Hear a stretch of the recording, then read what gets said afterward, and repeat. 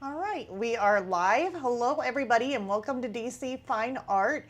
Today, we're going to be working on part 2, and that will be of the Graphitint and the color pencil mixed media, and we're going to be working on the ghost. So I am actually caught up on what I was supposed to finish off on our live stream last week because it took a little bit longer than usual, but since I already used basically the same technique on one side with the door and the house siding, I went ahead and did that the other half on my time, which is the window and the rest of the siding, along with some of the brick, just to kind of give that background done.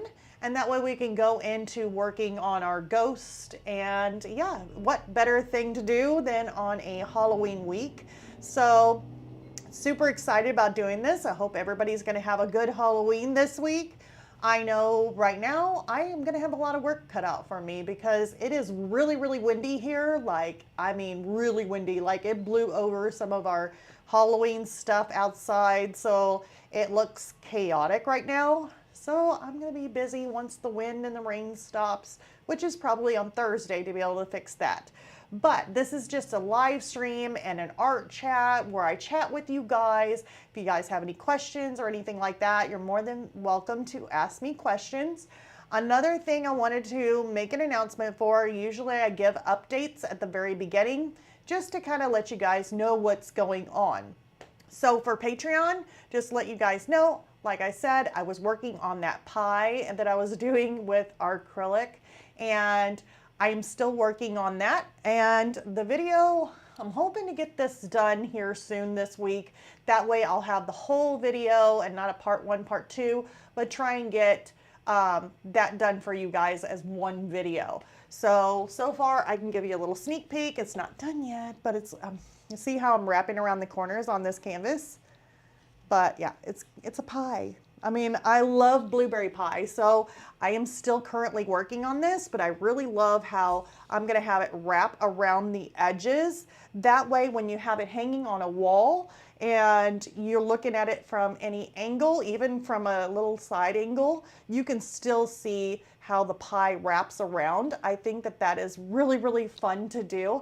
And this is actually not too bad. It is actually pretty easy, I would say, or at least easier. It's not too bad. Like, it looks maybe intimidating, but it's actually not too bad. So this is going to be on Patreon for you guys. Hopefully I'll get it done, like I said, this week. I know things are really, really busy, but tomorrow I should have enough time tomorrow to be able to do it and work on it and hopefully try and get as much as I can done for you guys. So the other thing I wanted to make an announcement on is that and I know this is a bummer. I know I hate saying it too because I haven't done this. Usually I have taken like maybe a week or 2 off on some breaks here and there throughout my time on YouTube, but I'm actually going to be taking a little bit longer time off, and that's just for the holidays, like Thanksgiving and Christmas is coming up, and it has just been so busy. So I was going to take some time off, just kind of step away, and that doesn't mean that there won't be a video here or there that I may pop up and put out there.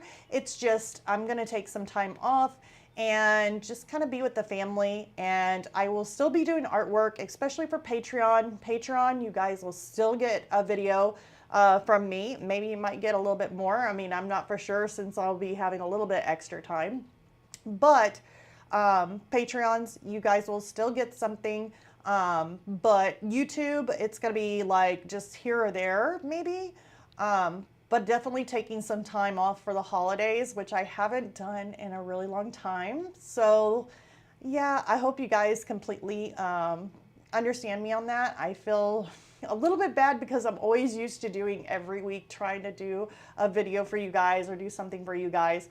So I'm not completely gone or anything. I'm just taking some time off for the holidays, but I will possibly, if I get something new in or if something comes up, I am definitely going to be popping on here and just kind of letting you guys know what's going on. Just maybe a little bit longer in time, just for the holidays, like I said. So anyways, remember to leave a like, share, subscribe, all those little fun things, even though I'm taking time off. I hate to say that. I don't like taking time off, but it'll be kind of nice. I know it will, because I get to be out and about and doing stuff. So let's go ahead, turn this around. I still have my glassine on my paper here.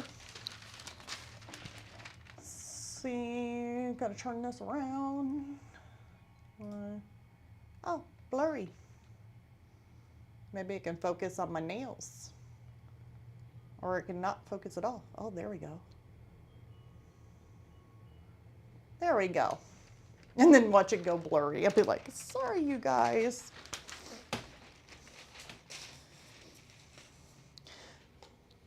There is one thing that I'm really excited about is the paper that I'm using, which is that Strathmore Mixed Media Tone Blue paper right here. I love this paper, but I am super excited because I actually got me the Tone Gray paper on the Mixed Media, an 11 by 14, which is a really nice size. It's a very decent size. And I'm super excited about that because with the Tone Gray, you could use that with like more of your water soluble graphite, and just use it on that. Like, I don't know, I'm just kind of excited for it because I would like to do some water soluble graphite and use it on the Tone Gray paper. So I've never seen the Tone Gray paper, so I'm not sure. Like, I know that you can go on the website and just look at what they got, but sometimes tones vary when we look at websites. So I'm actually really curious to see exactly what type of Tone Gray it's going to be. But I really love this paper because when you get it wet, especially with this graphite, Graphitint that I'm working with, when it gets wet, it doesn't really bubble up too bad, and then it just like flattens. Like this is without a hair dryer. This thing is totally flat. Like there's no bubble in it, like no give. And I have it taped down, and I used no hair dryer on it, and that's amazing to me. Like that just makes me feel so good to have it that perfectly flat again with no hair dryer. Usually I have to blow dry it and just kind of heat it up for it to kind of shrink back into place. But this one has been really good. Now, as you can see, I got the frame of the door completely done, and the window over here, but I didn't do the inside of the window. I figured I'd do that with you guys. And then I've got this ghost to do. So you can kind of see a little bit through the steps here of this ghost, and we're gonna have some fun with it. I definitely want to use color pencil. I want to use my Derwent Drawing Chinese White. Really like that white. And then I'll probably end up using, I need to get out some gray tones.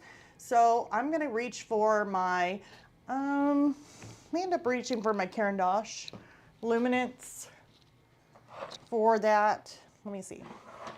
Yeah. Or actually I could use some of the violets here or whatever there are. Let me see here. Let me look at them. Oops.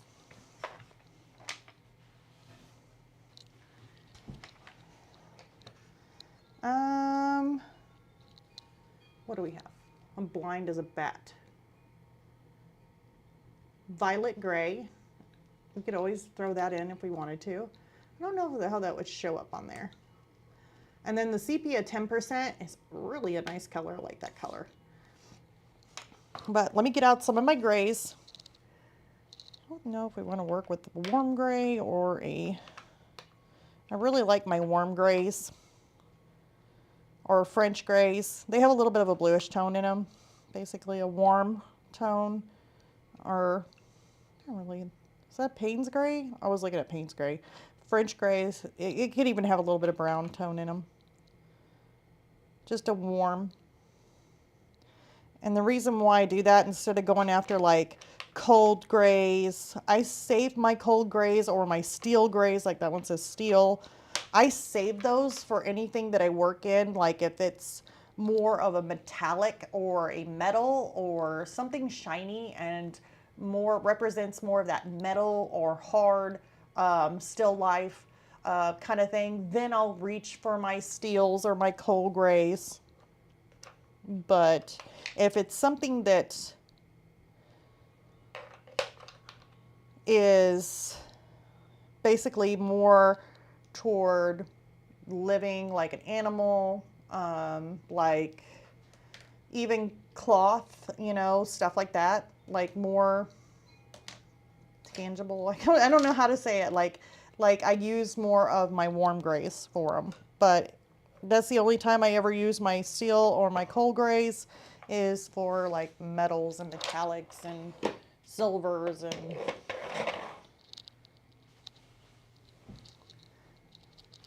so like if I wanted to do maybe this nail up here, I could do that, or a chain that goes up to this little sign here.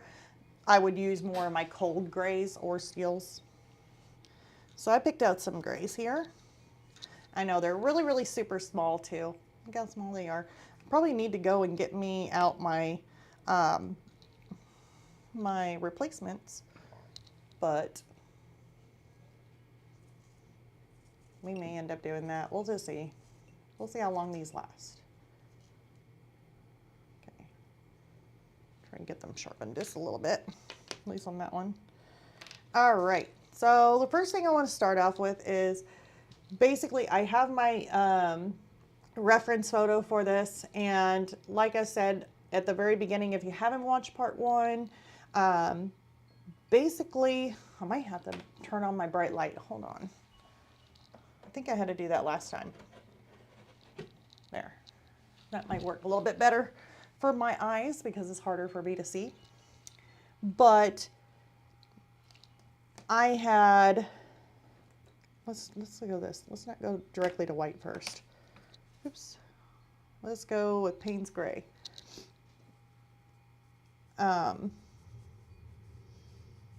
What was I even talking about? Oh my God. Oh yeah, reference photos. Like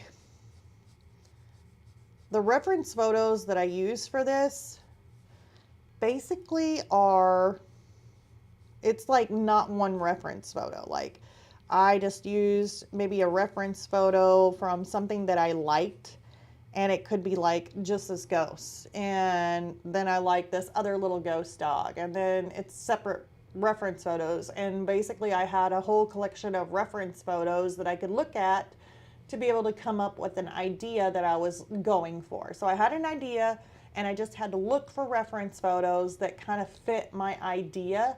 That way I had something to look at to create more of a realistic look. Now, you could go without reference photos, and I mean, that's totally up to you if you have that idea, but it's really nice to have a reference photo. That way you can see the shadows, you know, the way the light bounces off things, the way maybe certain wrinkles in fabric, the way they lay. And having that reference photo really, really helps you to be able to put in the right colors where they need to be, or tones, or shadows, or any of that stuff. So it's really nice to have that. Now you could draw it without, doesn't mean it won't look good. It just may not be, it could end up turning out maybe a little bit cartoony or unrealistic looking. It just depends on how you want that to look. I feel like everything's blowing down outside. It is so bad. The wind is horrible.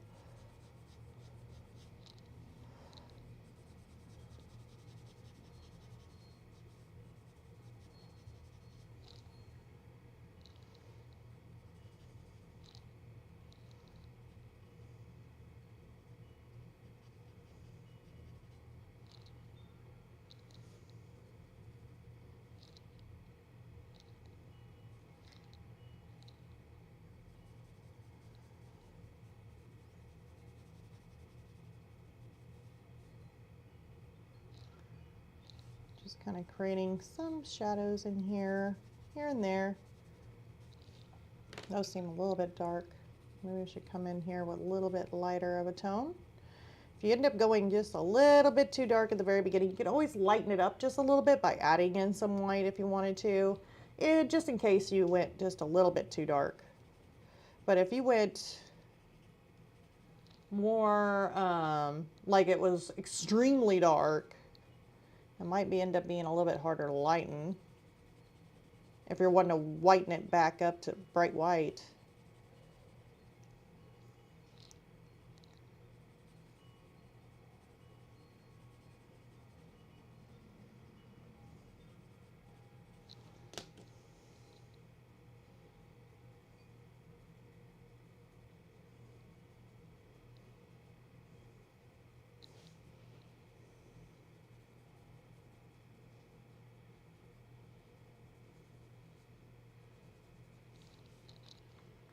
So I'm just kind of adding in some shadows here and there.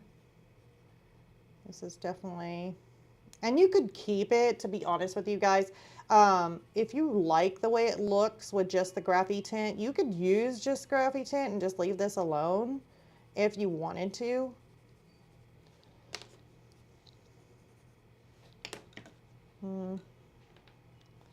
Where's my darker gray? Oh, there it is. Kind of ran away on me. Like, I can still, even though this is shadowed out and I'm putting color pencil over it, I can still see underneath of it where I see my steps. Like, it's still showing through. So that's a good thing. Now, if I blend out with odorless mineral spirits or anything like that, am I going to be able to keep what I have underneath? Might not. It might end up re-wetting and reactivating and kind of working into that color pencil, and it may just vanish. So what I may end up doing, instead of using like odorless mineral spirits or using too much color pencil to where you have to burnish a lot, what I may end up doing is taking my colorless blender and just kind of using that to kind of soften out some of those pencil strokes and make it a little bit more smoother. And that way I don't have to try and I'm working with a light hand, which is very important here.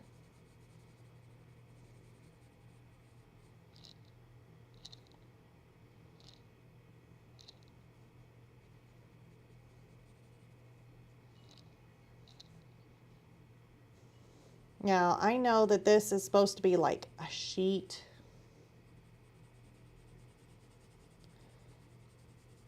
And I kind of drew it in as a sheet.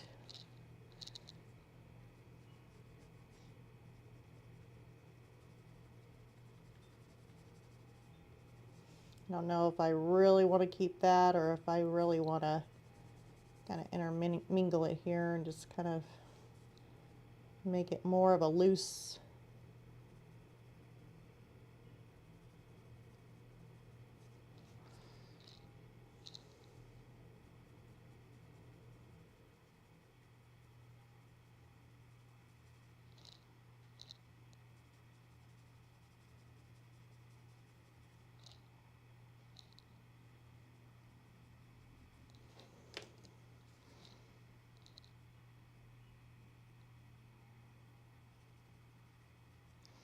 And then any of these pencil lines that you would have on your paper for this right here, I probably wouldn't worry too much about it. Like, I did kind of use a lighter hand whenever I drew it in here, but I'm not really, like I said, I'm not too worried about it, because even if the pencil line kind of shows through, that is perfectly fine because it's right where my wrinkles and all that kind of stuff is going to be.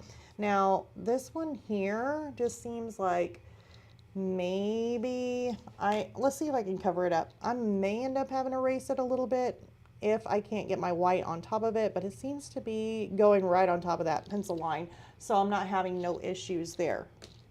So make sure that you have, when drawing it out, just make sure you use like a light hand when drawing it out. If you end up tracing it and transferring it, do the same thing. Use a light hand when pushing down on your transfer paper, and that way you're not pushing so much of that carbon out of your transfer paper.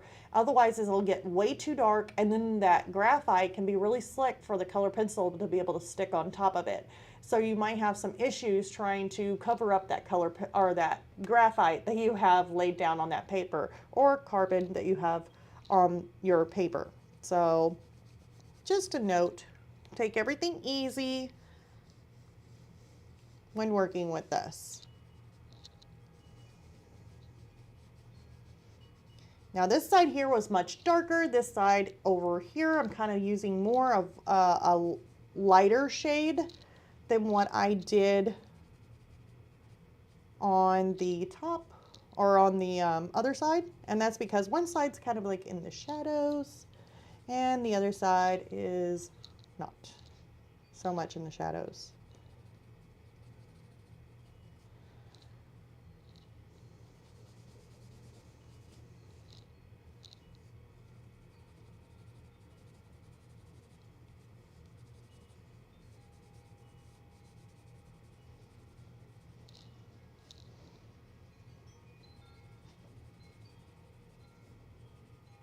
Right in these little areas here where it's kind of waved out, I'm going to make a little split here. Kind of shows that this fabric's kind of rolling.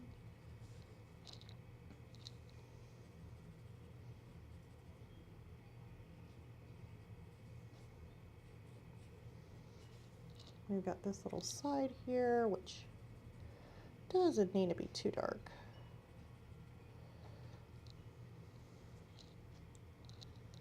Okay. I think that's fine. A little bit dark in here. We might add a little bit of, we're going to add white to that. Some of these edges.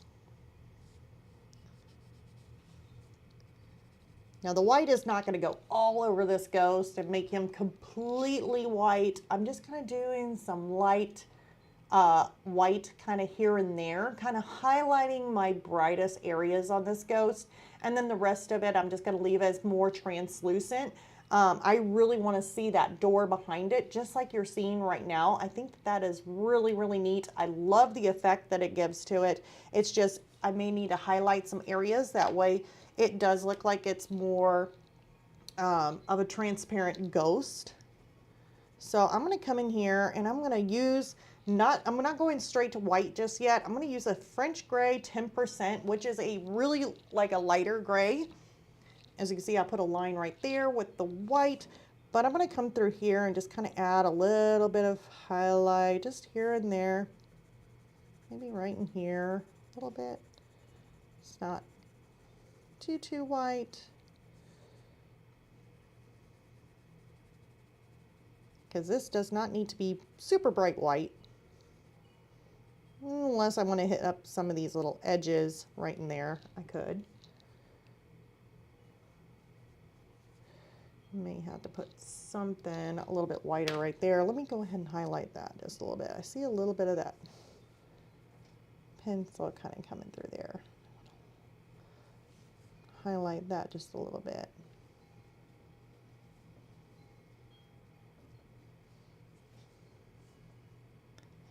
And maybe even just kind of swoop it around and add this little tip in there.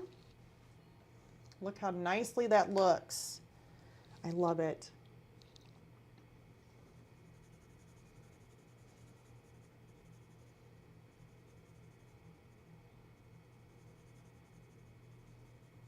Let's see, we can add our highlight in.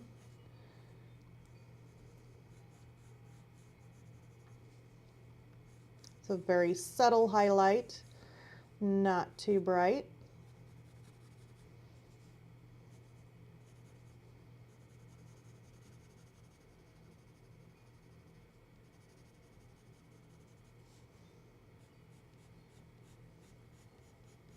You see this area here, I may end up making this a little bit brighter with the white, but I could always come back through and add some more.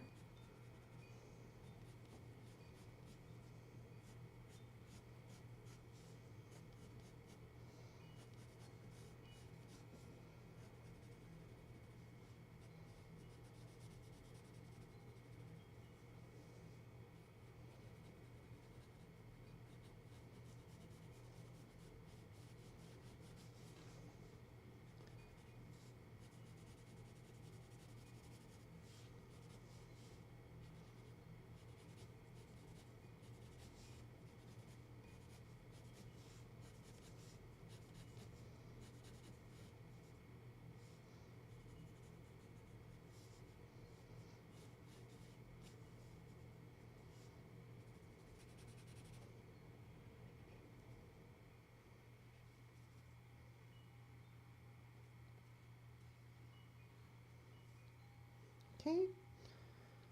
Seeing where these kind of like these textures kind of come in.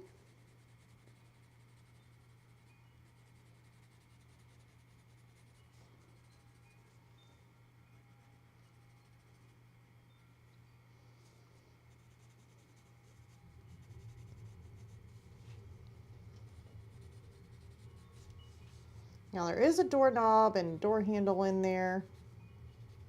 I may have to come back through and just kind of draw those in or color them in, most likely using my color pencils. That way I can kind of see that a little bit better.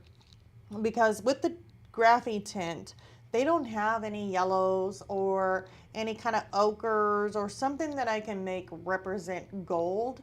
Or even, I mean, they got some grays in there, but that's not probably going to show up enough to what I want if I were to do some silvers. So I'm going to come back in with some color pencil, probably take out some ochres, some brown ochres, or even some browns, a yellow ochre, and just kind of make a gold like handle and doorknob on here so you can kind of see that behind the ghost. Just kind of make and emphasize his head a little bit in here.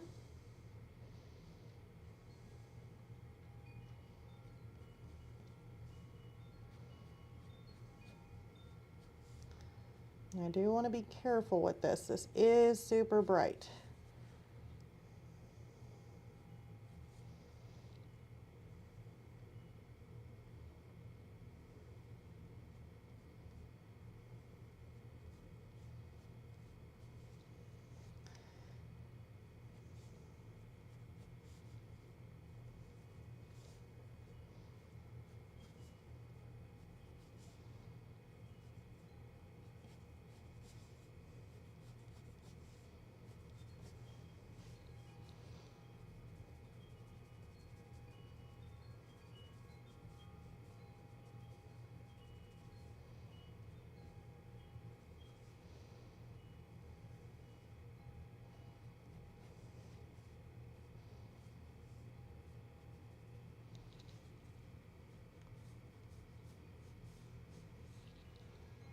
So I really like that ghost look appearance.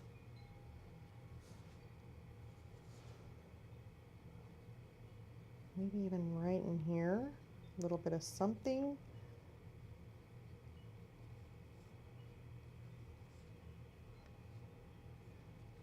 Let's see.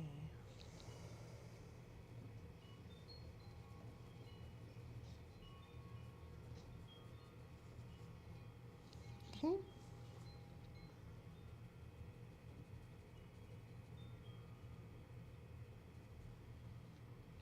I like that. So now we got this ghost kind of look. If you want to, you can put a little hint of some white in here. On top of that blue, or that Payne's, is it Payne's gray or French gray? French gray? Payne's gray. And it'll end up looking a little bit more, it'll still have that light, or at least a Payne's gray look. It just tones it down just a little bit, like brightens it up a little bit.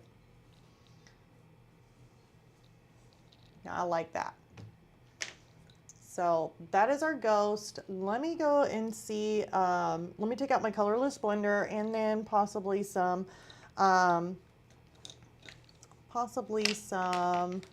ochres or something to make the door handles kind of look or pop through a little bit better. Let's see here. First, let's take the colorless blender out. Oop, I hopefully didn't ruin that nail. Just did my nails.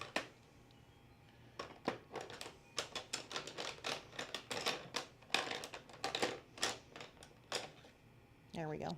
Colorless blender. And then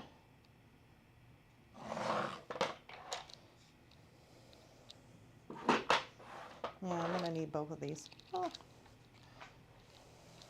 Let me pick some out. So we got the colorless blender. And then we're gonna take out some I want some browns, like Castle Earth will work fine for the darker tones.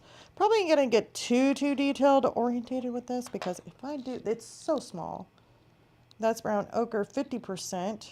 And then this one here is, what is this? Brown ochre? Brown ochre? Just regular brown ochre. Okay. And then let's see if I have any yellows. I really want to add more of a darker toned yellow. Here's a yellow ochre. Yeah, I think that'll be fine. What is this one? Raw sienna. I wonder what it's doing in there. Put that in here. I really like these tones. So we got some brown ochre, some yellow ochres, and then a dark brown. That'll be fine. Well, you can make use of it since it is such a small little piece. I probably don't even need that many. But I'd rather have it out. So before I start on the doorknob, I'm gonna go through, and there's some gritty, grainy kind of stuff going on here, and I'm gonna come through with my colorless blender, and I'm just gonna smooth out some of those areas using it. Just any place that I need to kind of smooth out the color, just a little bit.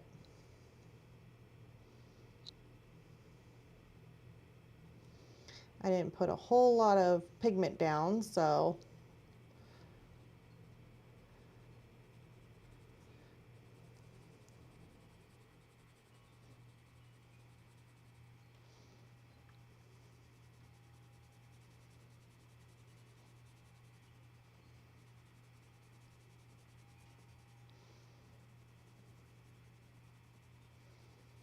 it's just going to be very subtle.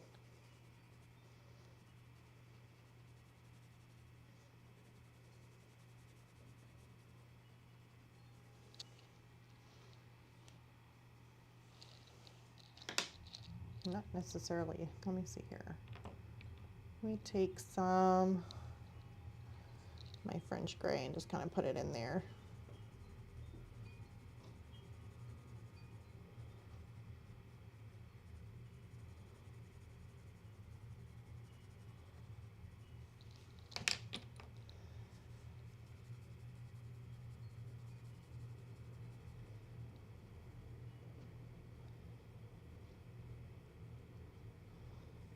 Darken that edges up just a little bit.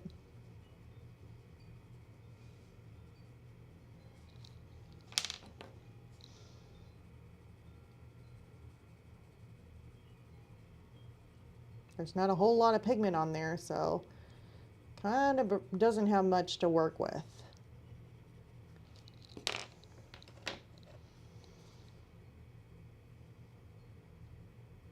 So you may still have a little bit of, like, if you're going in a certain direction with your pencil, you may still kind of see that if you don't have enough pigment down. But as far as these lines go, they're doing a really good job. So I may not want to mess with it too much, but anything that I need, maybe some of the lines here kind of smooth down a little bit, then I'll do it. But quite frankly, I really like the way it looks with the majority of it. Just maybe some of these darker colors.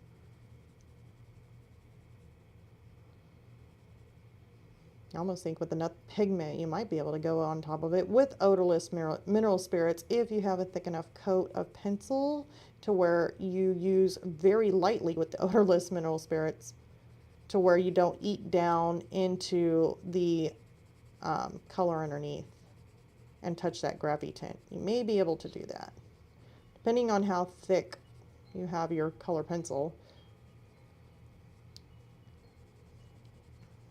Mine's not too thick.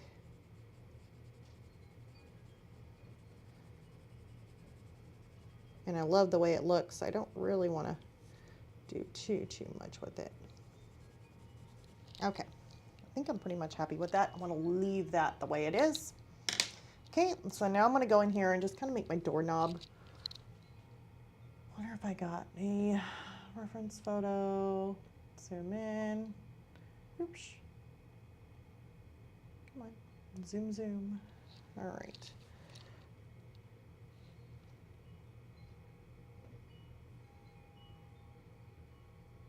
Make that a little bit darker.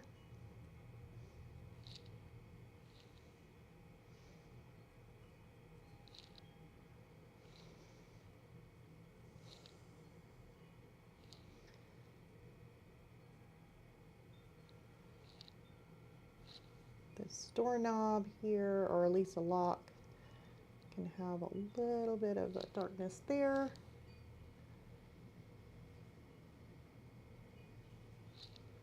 And then we got another one. It's like double lock on this thing. They're scared of ghosts, huh? Okay.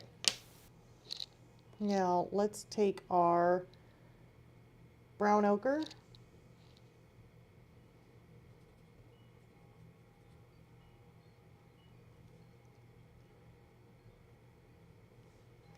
I'm just going to put a little bit in there. Doesn't have to be perfect. Now I'm going to take my yellow ochre and throw some yellows in there just to kind of brighten it up a little bit in some of these areas. It's not going to be a whole bunch, but just a little bit. Maybe even on the other side there. Throw that in. This one here is raw sienna.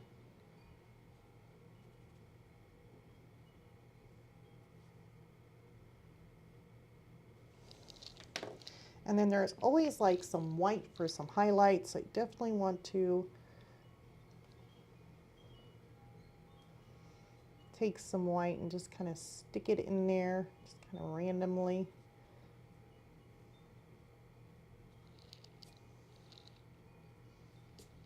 There.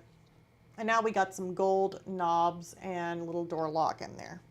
So I'm going to go ahead and remove these because I don't think I need... I'll remove them for now. I mean, I may end up coming back and we might use some for our pumpkin or a jack-o'-lantern. Not quite for sure yet. Well, we'll just put them over here on this side then. I have a little table over here. Give me a drink. Sorry if that's really loud. Hear me guzzling down water. Okay, so now the other thing I wanted to do, besides this ghost, which was really a lot of fun doing, is I said I wanted to draw, and this is a little dog with a ghost. I wanted to draw some spooky eyes in here. Now these may look a little bit cartoonish. You could do squinty eyes, or you could just do regular eyes looking through this window, and I'm wanting to do some big round eyes.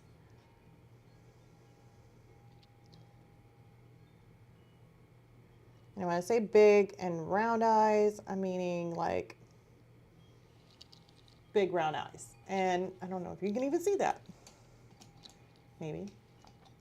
So this window here is going to be basically black, and then we'll do the curtains more of a, I don't want to go like more of a white or beige kind of color for the curtains. The eyes are going to be like red.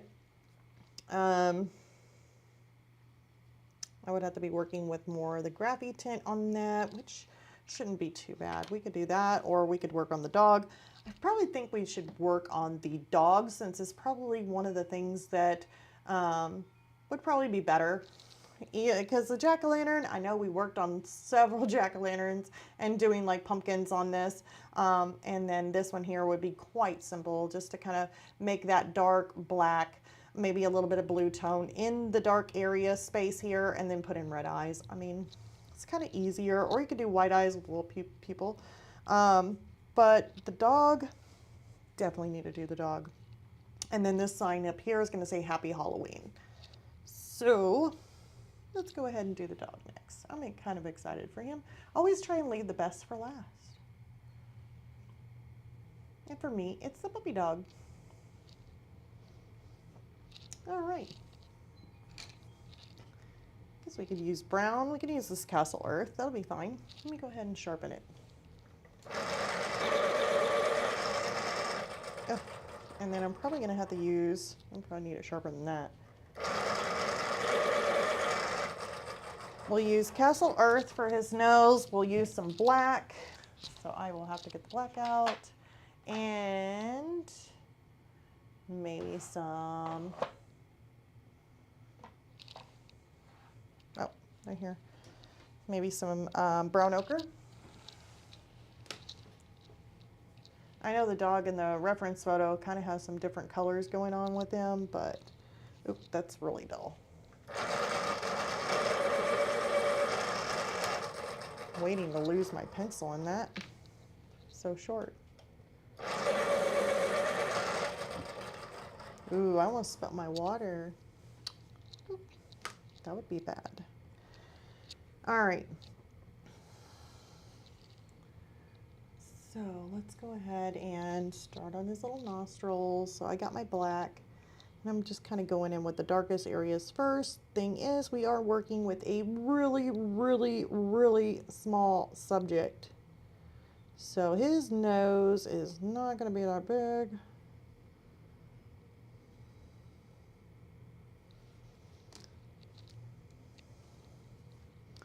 So we just got to make sure we put in just enough of the detail so you can kind of tell it's a dog.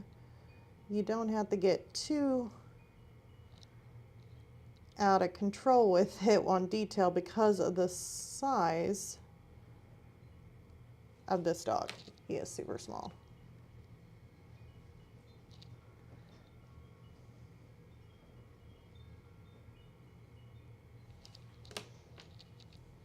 Put his little nostrils back in. Making sure I get those dark.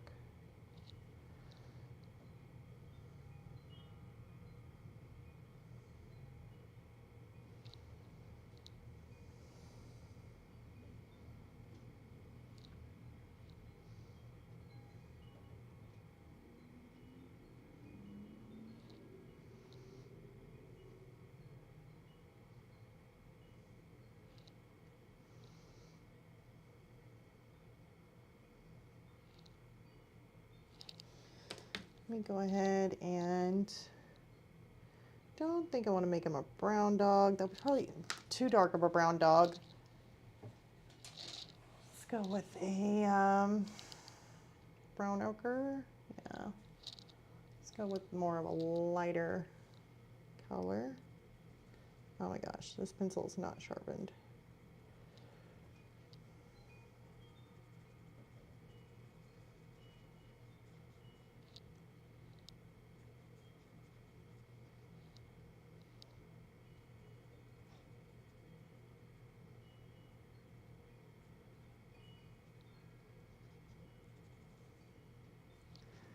Okay, on the top of his nose, it's just a whole lot lighter.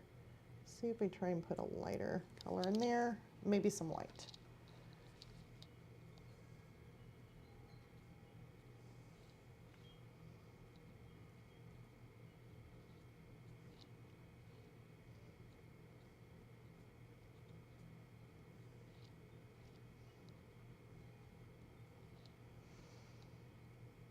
And he's got a little bit of white underneath here too.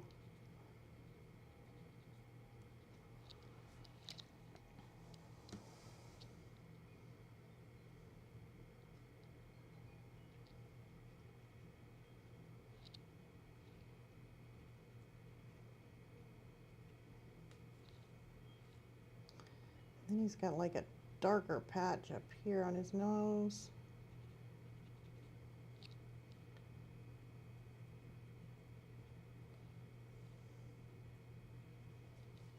So cute. So now we get this little doggy kind of coming in here. Now his eyes are super dark that you almost can't even tell exactly what he is on the eyes. Maybe a little bit of lighter color, but it's mostly just dark.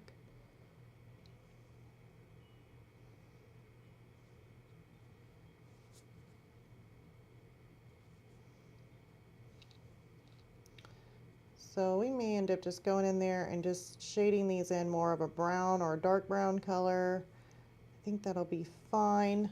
If we want to go in and add a little bit of black in there, just kind of show that there is some sort of eye maybe going on. Just very minute. But now we got our little ghost dog. We got the little face going on there. Just super cute. Okay.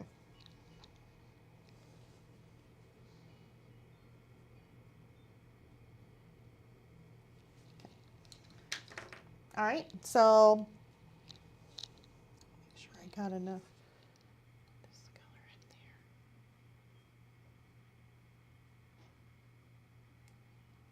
Okay, I don't want to mess with his nose anymore. Absolutely love his little nose. So now we're going to go in and do his little white cloth, ghost-like thing.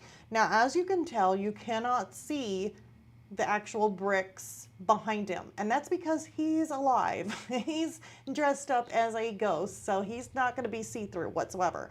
So in that case, I'm going to go ahead and use my eraser to kind of get that graphite that's off of there, because there's really nothing behind it, so I'm not going to erase anything.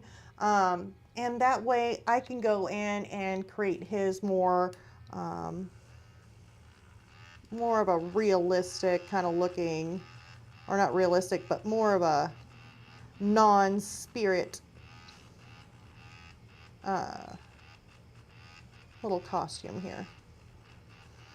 Now you don't have to erase it to where you do not see your lines anymore. You just want to take that top layer of graphite off to where it's not so shiny, and then that way your color pencils layer on top a lot more easier.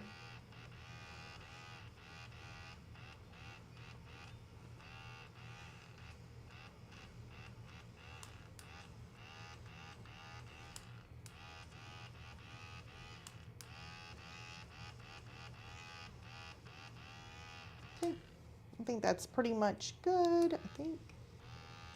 Yeah. Let's go ahead and take the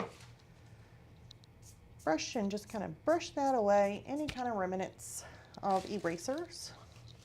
All right, and for his, let's go ahead and take out, I'm going to use more of our violets here, like the violet gray or the sepia, which is not violet, but it's sepia 10%.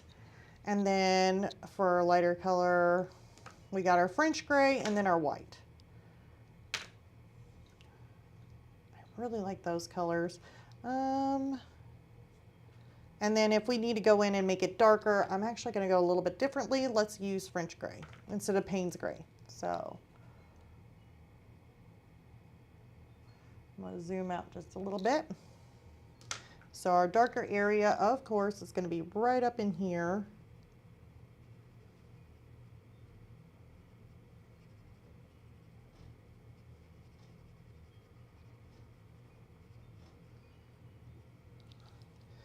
You may want to go a little bit darker. Let's put a little bit of black in there just to make that a lot more darker.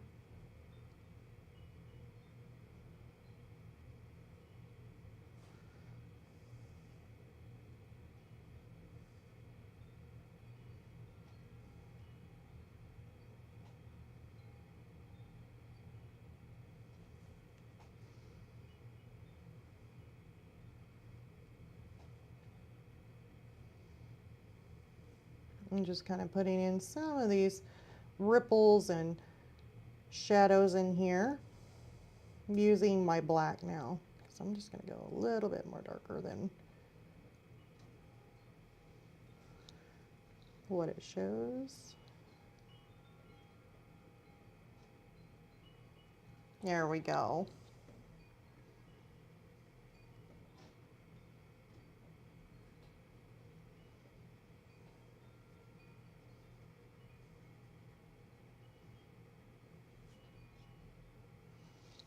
Love it. All right. I'm going to take my, let's go ahead and use my purples, or at least my violet gray. And, ooh, it's dull. Let me get it sharpened.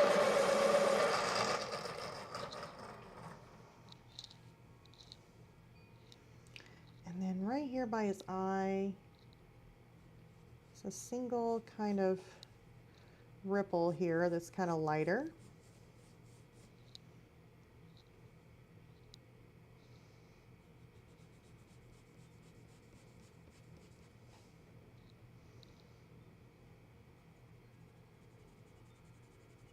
And this one here is going to be a little bit darker. It's kind of going into this, so we may have to make that a little bit darker than what I have it as. That's fine.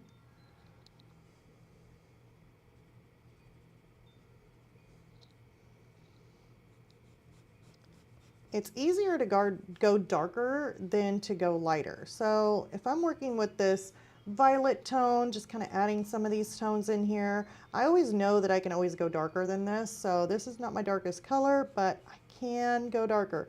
Now, if I'm wanting to go lighter, I can make this a little bit lighter, but I can't make it turn back to white unless I use some of my other stuff, like the brush and pencil stuff, to make like a bright highlight.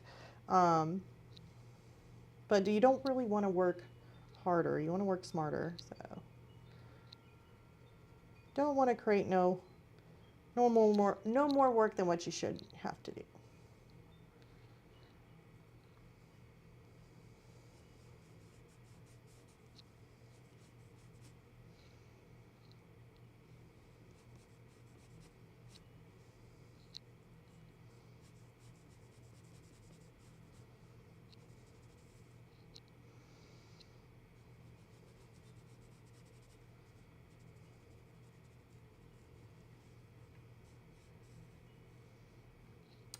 Got a couple little lines here.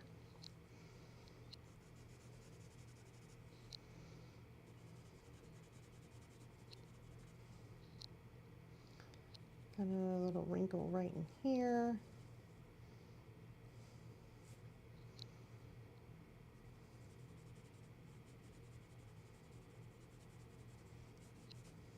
All right. Absolutely love these purple colors. Violet colors. This may be a little bit darker. Let me try it and find out. No, actually it's a little bit lighter. Okay. Well, if I'm wanting to add a little bit more of a, almost looks like it has more of a pinkish kind of tone to it. All right, let's come in with our French Gray 10%, which is a little bit lighter of a color, just not super bright white, but it is lighter.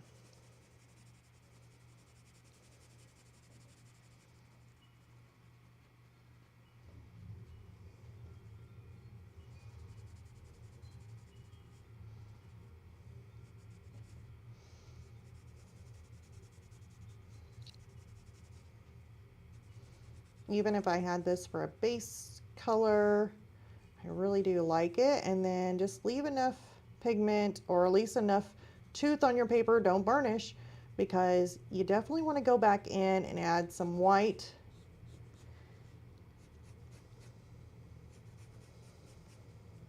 That way you're adding in some of your highlights in here.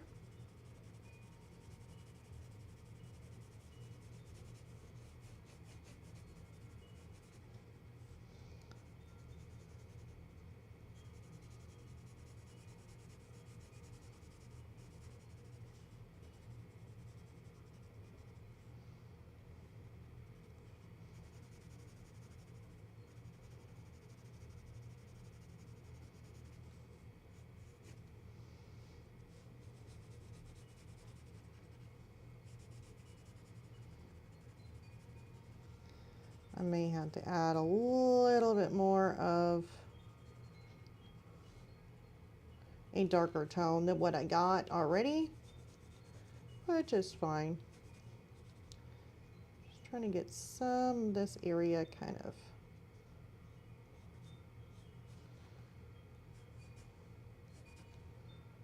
mapped out with some of those.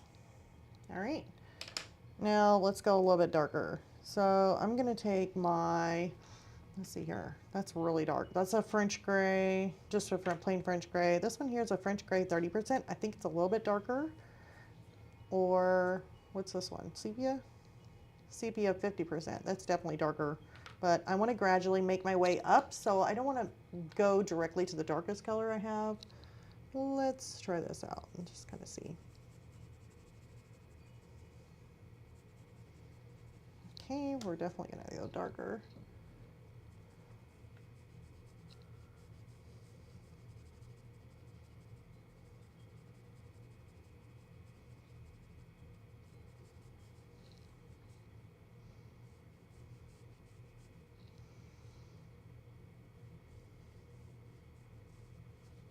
It adds a little bit more of like depth to some of these creases.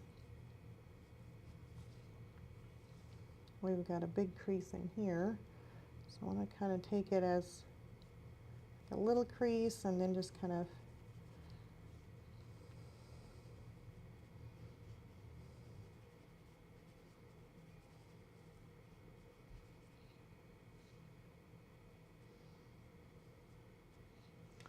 make this a little bit jumbled up, like it's got some folds and some different stuff going on here.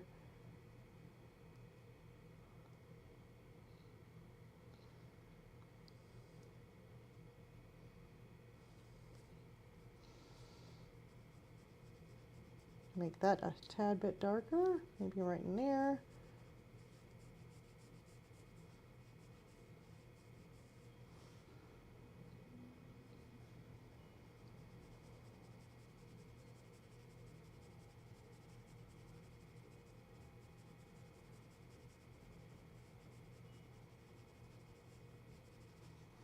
So cute. I absolutely love this little dog. He is adorable.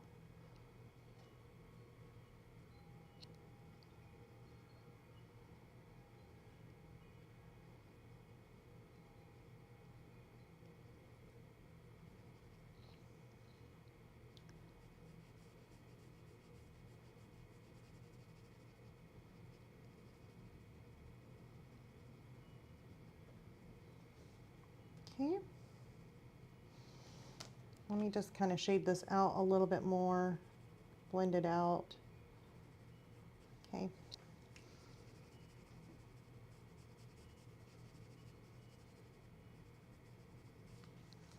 That looks pretty good. And now I'm going to come in with my bright white, which is my Derwent Chinese white. And this is for the highlights. So anything you want to stand out, like the top of his nose would be a good one. Maybe right around his eyebrows, like his eye areas on the top would be a terrific spot. Down one side, because we definitely have more of a highlight to one side than the other. So try and make that side a little bit brighter. This kind of goes down.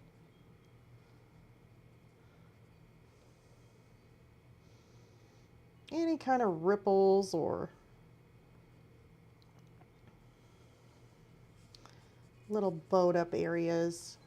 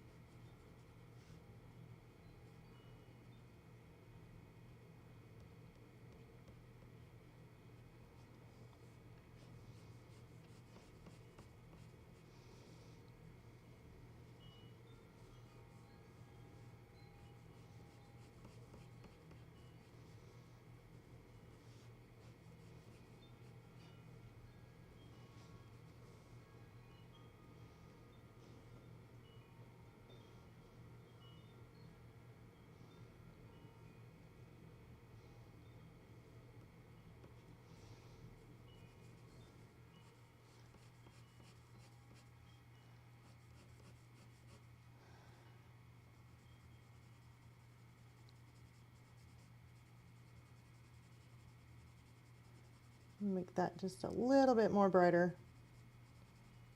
A little bit of a patchy area here.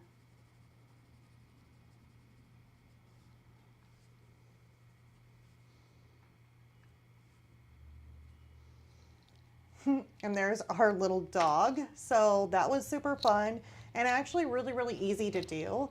And yeah, I absolutely love him. I think he's adorable because he's just a little dog who's going trick-or-treating, and along comes an actual ghost. So he's looking at it thinking, oh my gosh, that's who I'm dressed up like. And I found somebody who's just like me, except real. So I don't know, little spooky. So let's go ahead. We still have our jack-o'-lantern to do and our happy Halloween sign. So these all are pretty much, should be fun and easy to do. I'm using a lot of easies in there, aren't I? All right.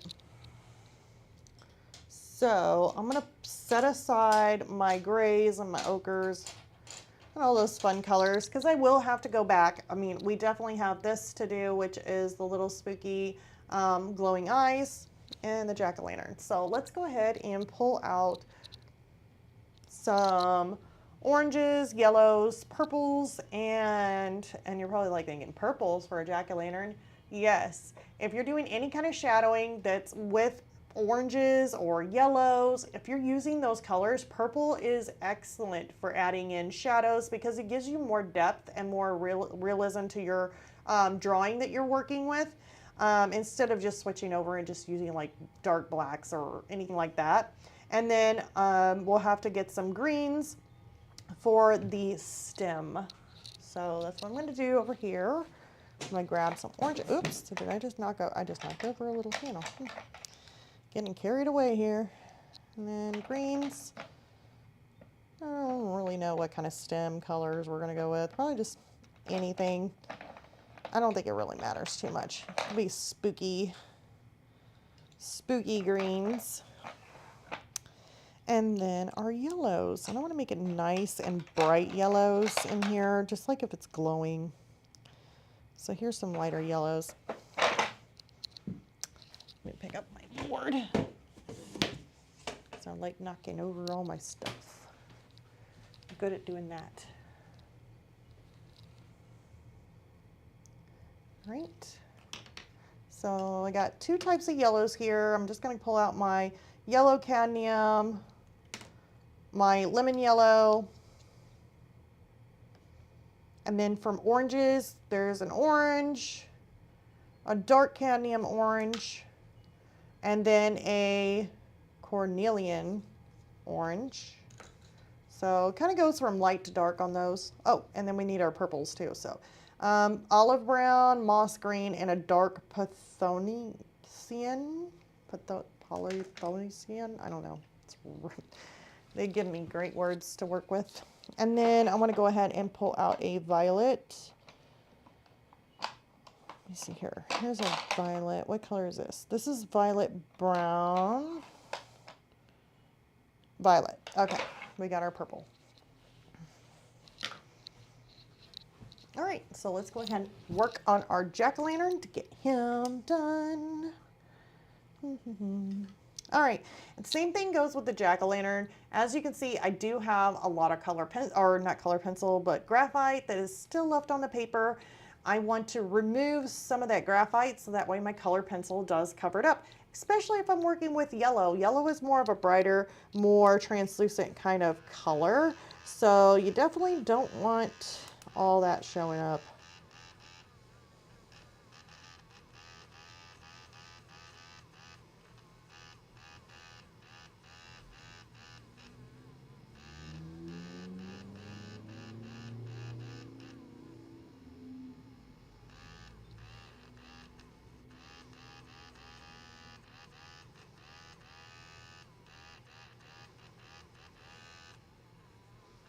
Seems like my eraser's running out of battery. I think that should be enough. I don't really see anything that'll be an issue.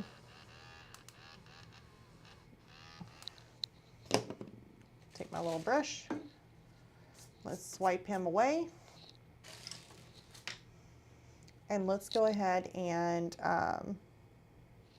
work on let's do the yellows first. So let's go ahead and create those yellows in his eye. So on that, I'm just gonna work on the inside part right in here with my cadmium yellow. Maybe do a little bit brighter yellow in here on the inside. So kind of working with two different yellows. Kind of gives it a little bit more of an effect there. I'm gonna do some darker yellows there. That was not really darker yellows, but cadmium yellow. Just one's lighter and one's darker.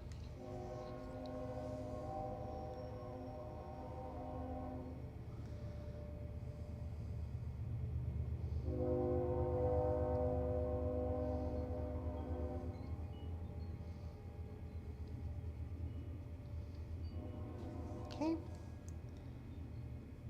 His mouth is all jaggedy.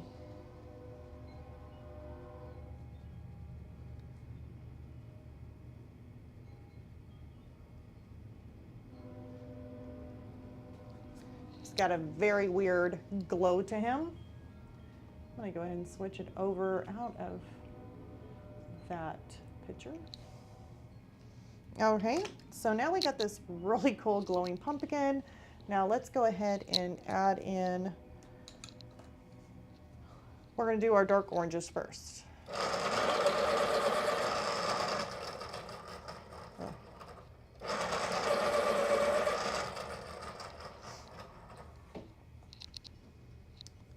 And what I'm going to do is just kind of draw in some of these darker lines here.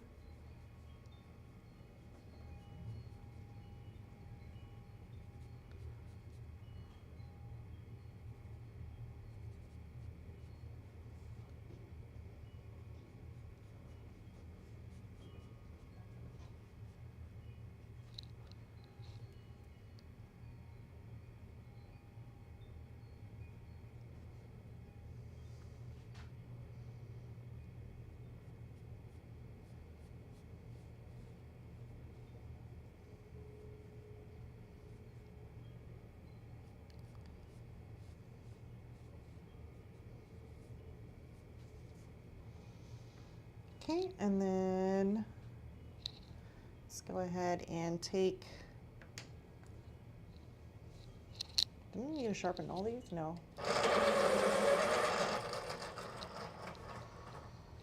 This is our medium tone orange. I say medium toned. I rate them by dark, medium toned, and then light.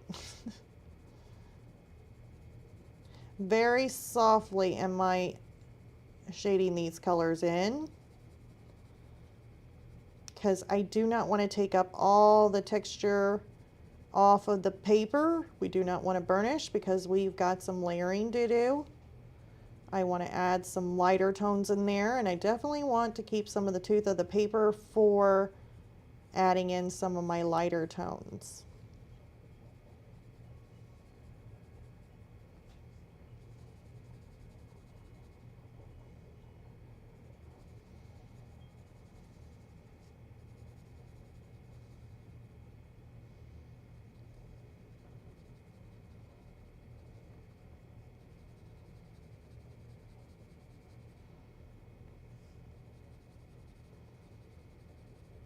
This pumpkin is really, really small, like a smaller sized.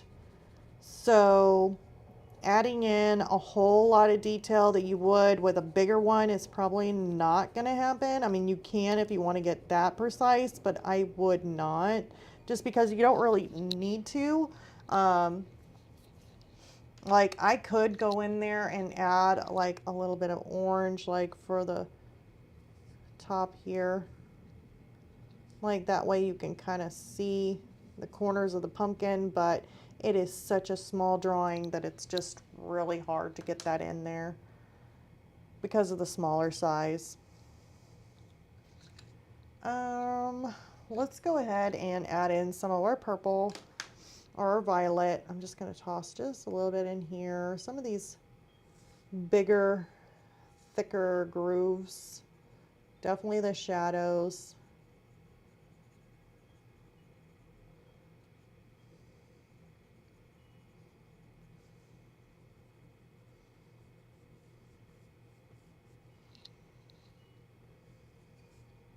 Very lightly, being very light-handed here.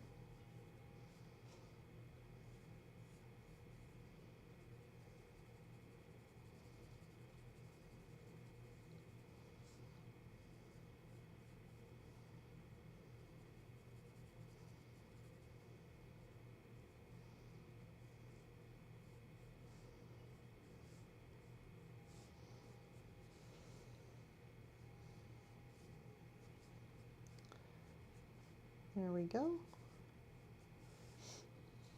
Now, once I got those in, those purples really do work well, like I said, with shadowing. If you're wanting to give them any more shadow, you can always layer a little bit more in there if you want to.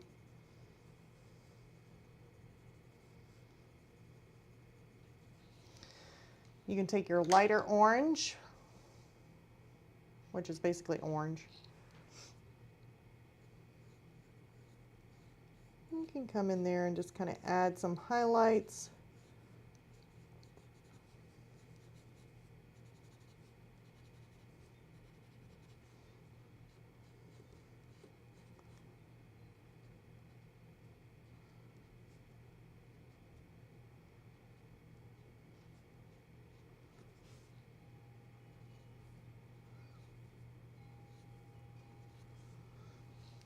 Let me take my mid-tone orange here.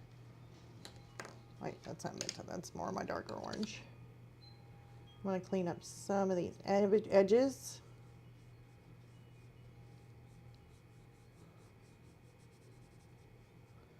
And I'm going to layer a little bit more pigment in here.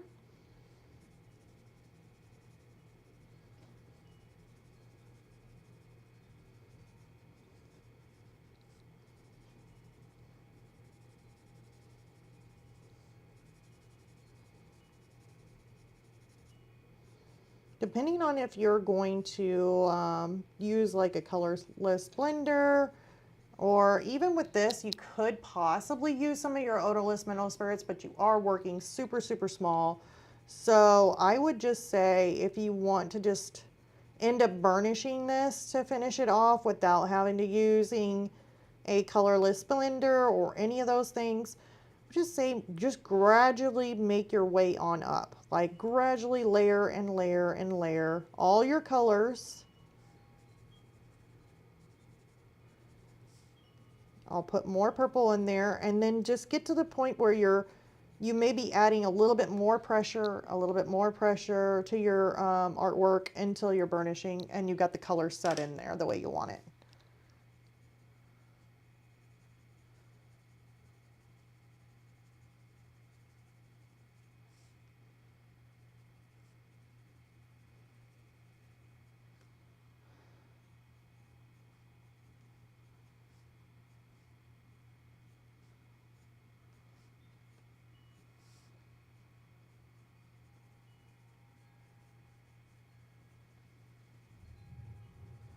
And kind of creep this shadow right along the side of this.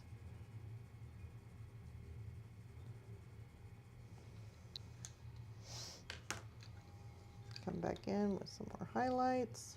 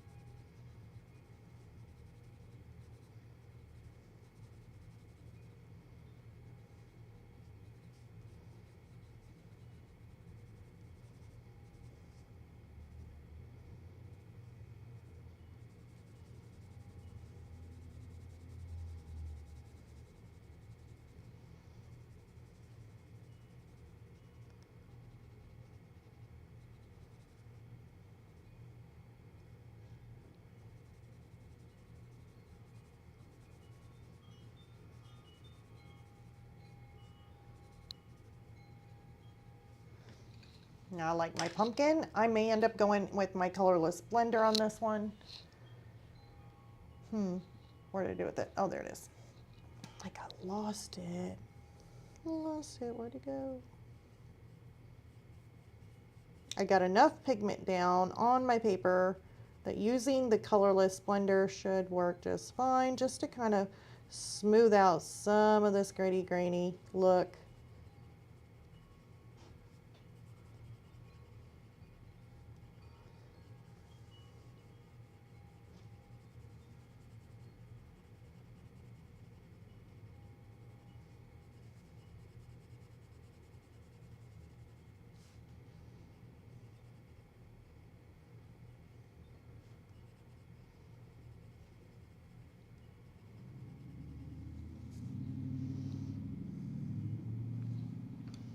Let me come back in here and add a little bit more of the purple tone back in.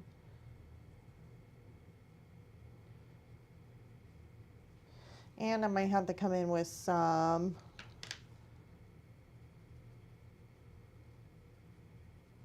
dark orange.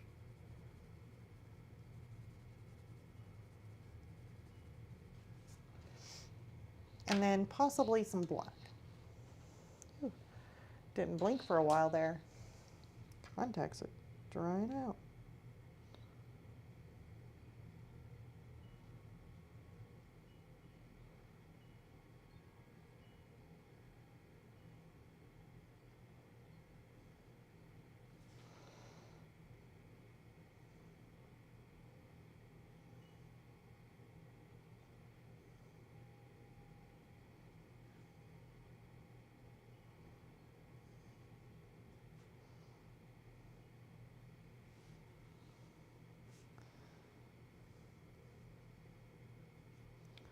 Now I want to extend this shadow out. This is a really weird pumpkin, by the way.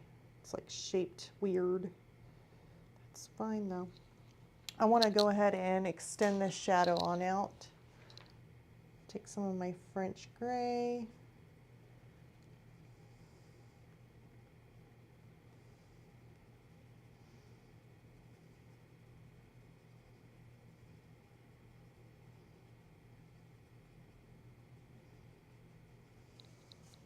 There we go.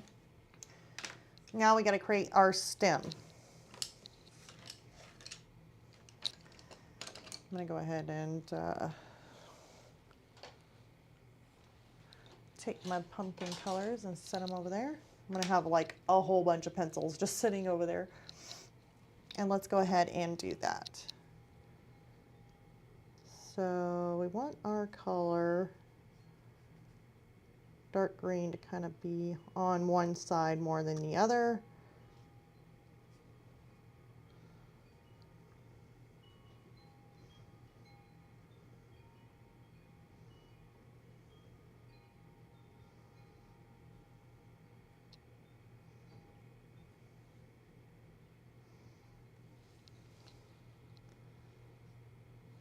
Probably make sure that your pencils are sharpened, not like mine.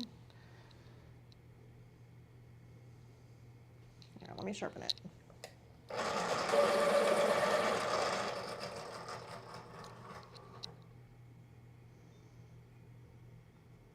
And go ahead and layer this pretty green right in here.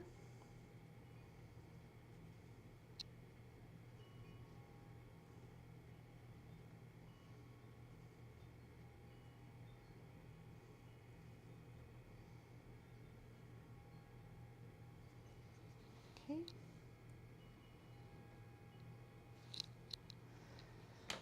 Now this is not a lighter green. Let me see if I can't get a little bit more of a brighter green than what I just pulled out. You know, I don't care how light it is. Here's spring green. What's this one? Olive yellow.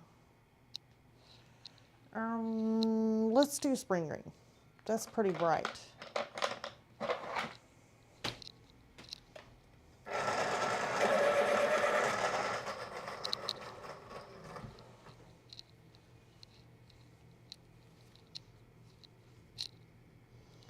And let's stick it right here on the top.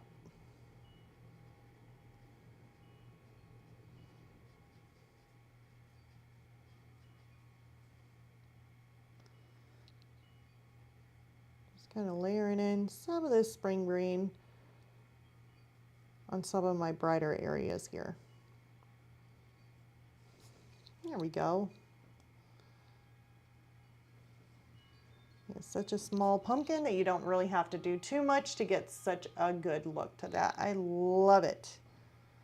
I really, really do. That looks great. Try and get a little bit more of a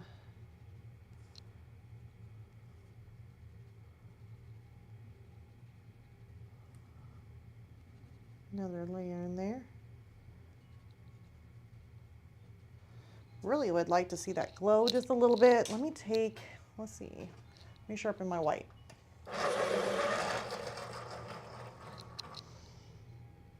I'm gonna try, oop, I knew I sharpened it too sharpen. With the Derwent drawing, they are a softer core, so you end up very easily, if you push down too hard, breaking the lead if you have it too sharp. Because of their soft core. Let's try doing that on the bottom.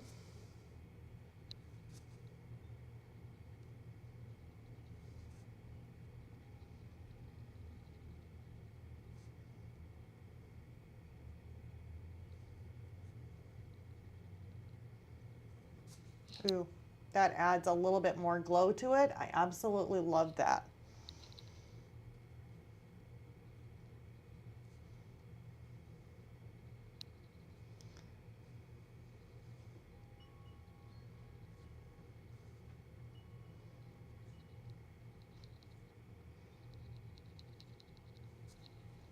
Oh yeah, that's perfect. Love it.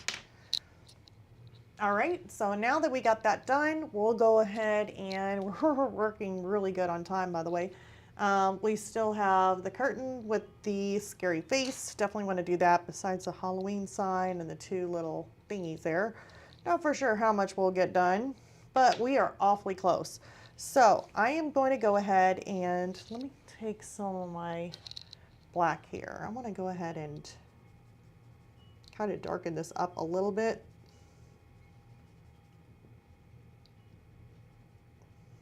On the window.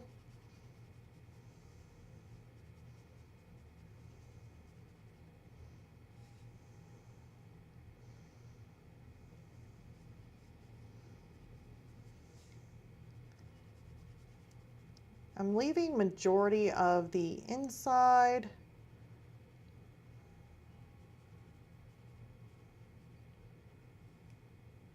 Not filled in with color pencil and leaving some of that window kind of showing through, because that way it looks kind of like a reflection, like a glare.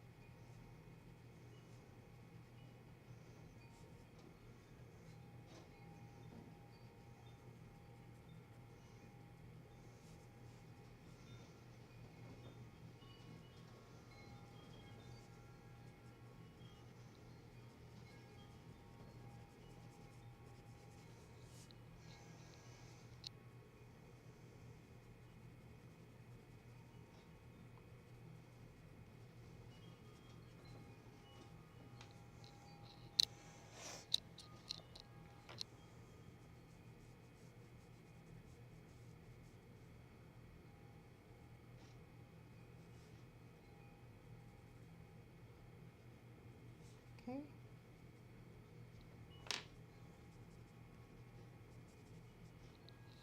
There we go. Really do like those windows. Okay. Probably don't need the green anymore. We are doing process elimination here. Okay, so let's go ahead and let's work on the curtains real quick. Trying to pull up my sleeve here so that way I'm not getting my hand on the drawing.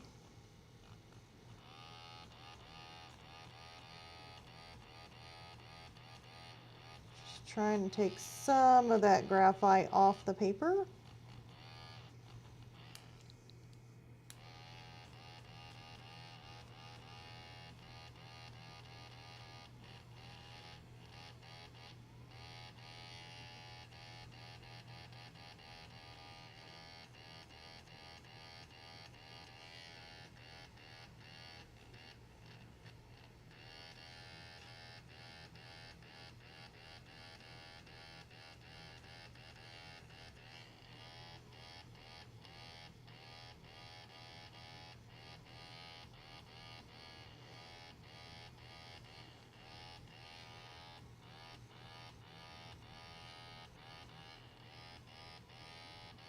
All right. Oh, there's one little piece up there. Okay, I think that might be good enough.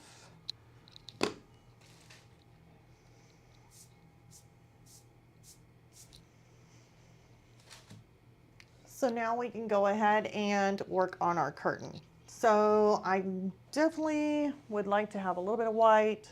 I kind of want to go with the same kind of thing where we use the French gray 10% for a little bit lighter tones, but I also want to change it up. I mean, we do have a ghost, we have, you know, different colors there. I said I wanted to go with more of a tan kind of look to it.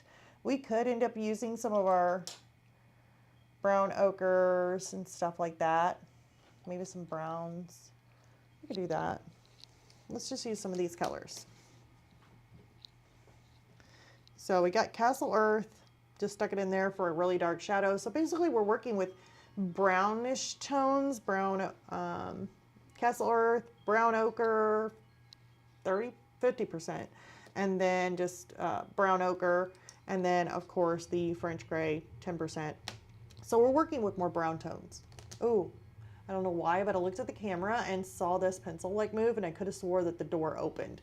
That just freaked me out. Like, I seriously thought it looked like the door opened on my drawing, just because this thing went like this and rolled across. I glimpsed like a glance of my eye. Whew, I was gonna say, I did not create something that just came to life, I swear.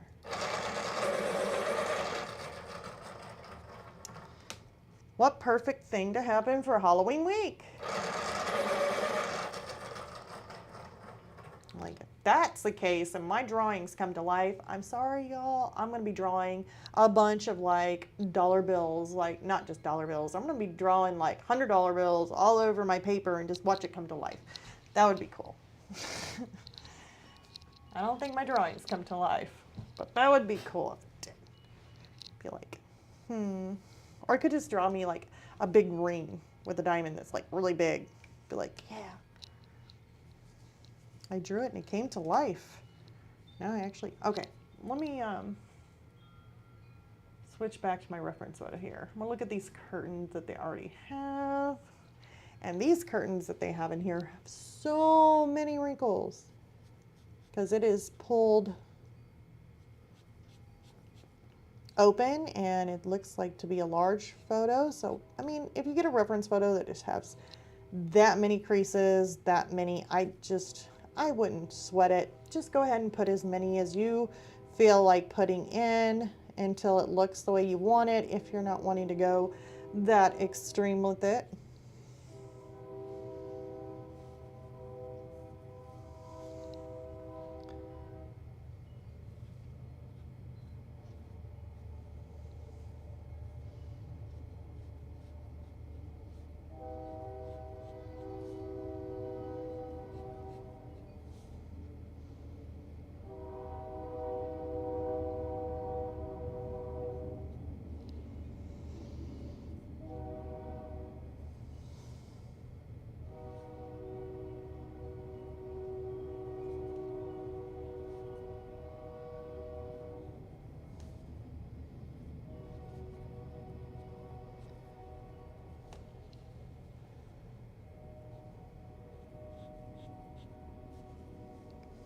Okay, and then we have this one just kind of trickling in.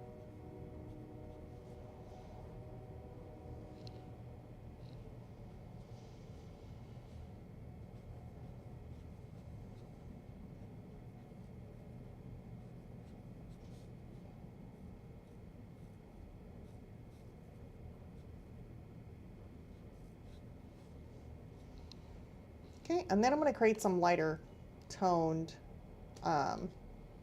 shadows. So we'll go over to our brown ochre, just regular brown ochre, and just create some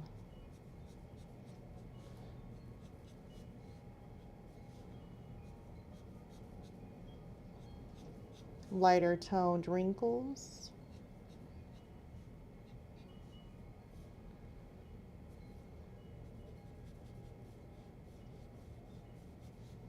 Or maybe add a little bit of a shadow.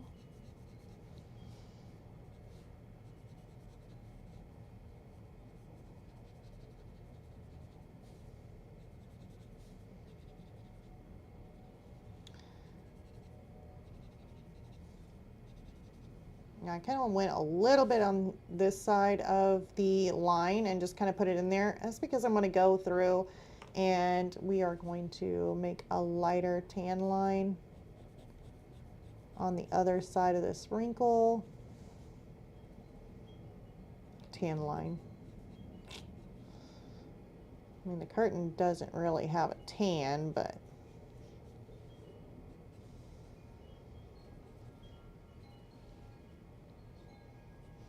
would like to make it a little bit more shadowy up there, so I may end up taking some gray, like the French gray, just regular French gray.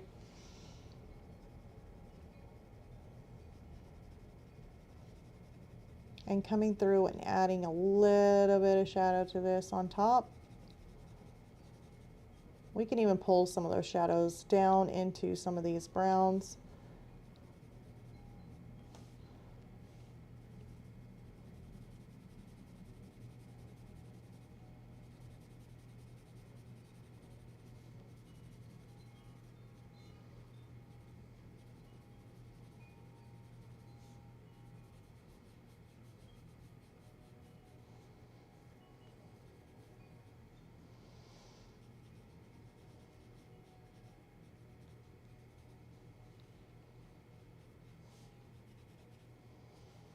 Okay.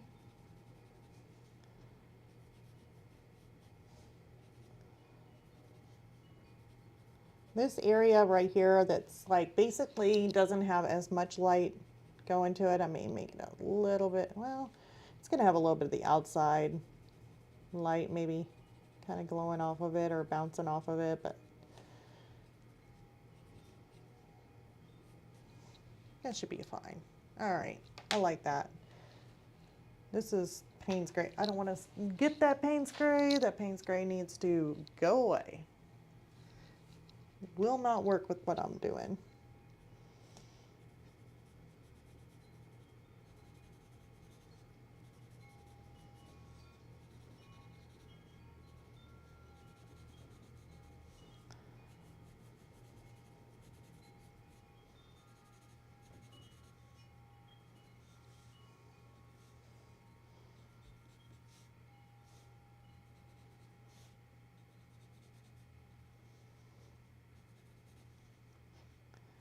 Some of these areas I'm already kind of making a little bit of a different tone in here. It's definitely not our brightest highlight.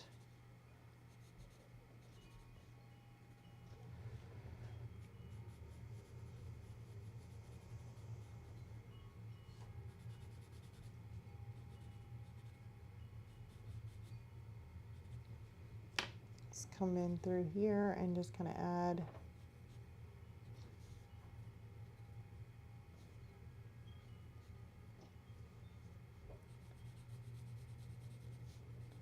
some of our tan tone in here.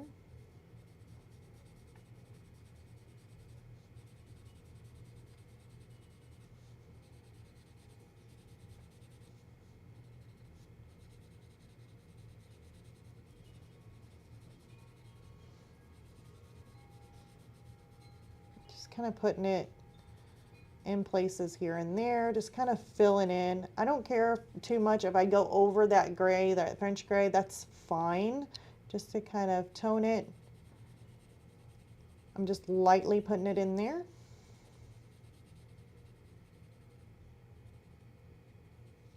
That way it kind of adds more of that tan type of curtainy look. Now, I may want to come in here and just add a little bit more shadow.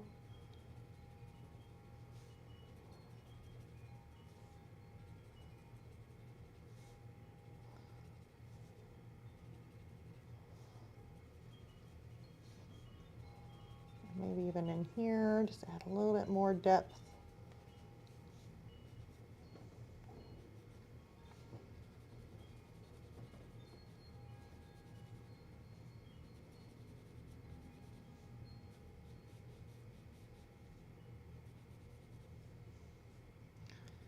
If it doesn't look dark enough or you don't have the right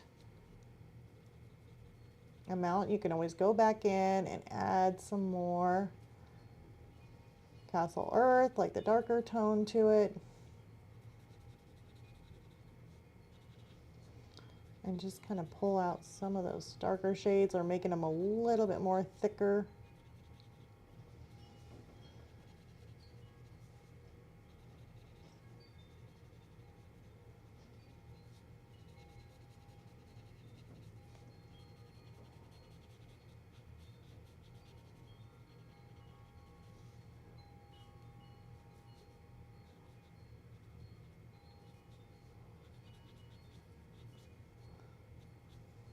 Okay.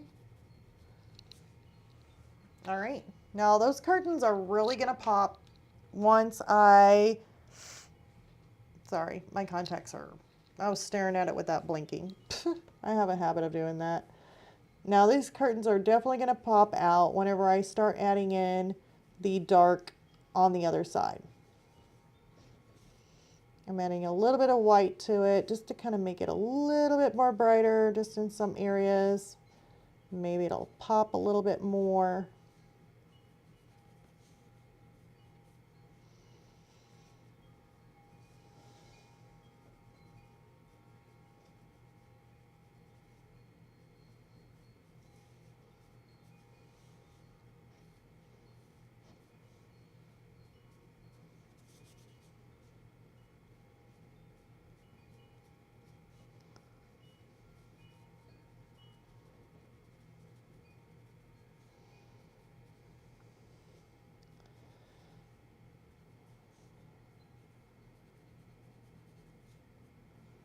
There we go.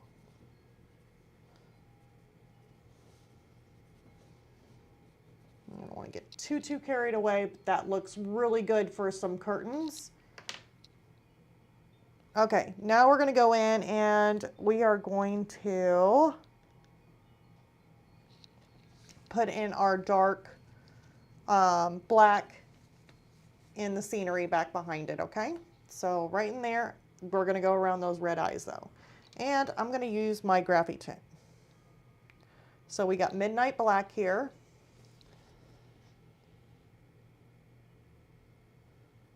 You know, probably don't even need to.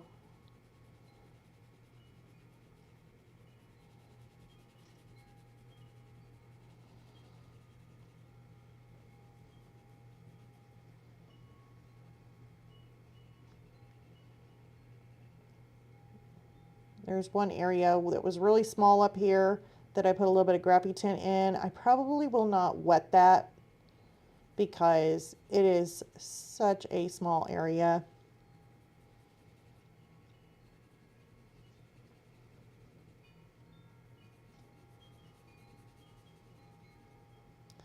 I'm also going to have to be careful not to cover up my white for my highlight in my windows.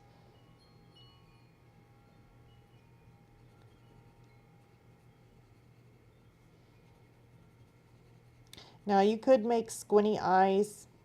I didn't. Lurking in windows. I'm going to make red round eyes.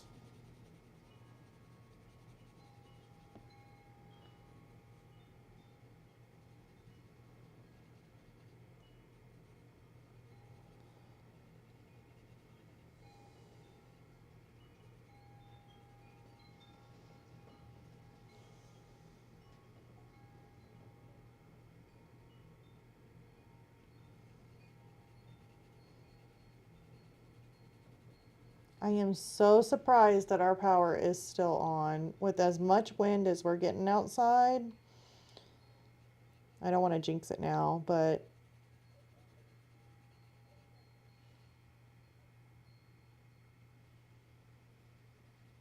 you would just think that the power would go out because the wind's so bad and the tree limbs coming down and stuff like that.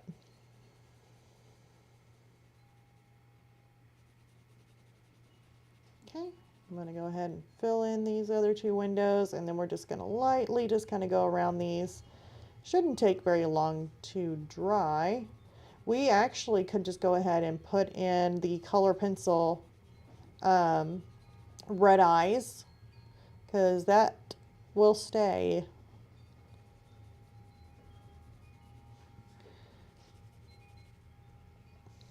Now we may end up having, oops, we may end up having to do the same thing over here, how I put the color pencil, the black in there. Once this dries, it'll look like that. So putting some black in there will actually make it look like a reflection, kind of like up on top. Let me get some red.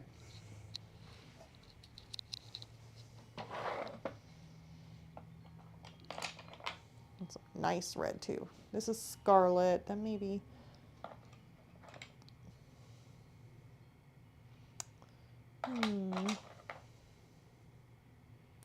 Crimson Ozillion. Yeah, we'll just use scarlet red. That's a nice bright red. Sharpen it.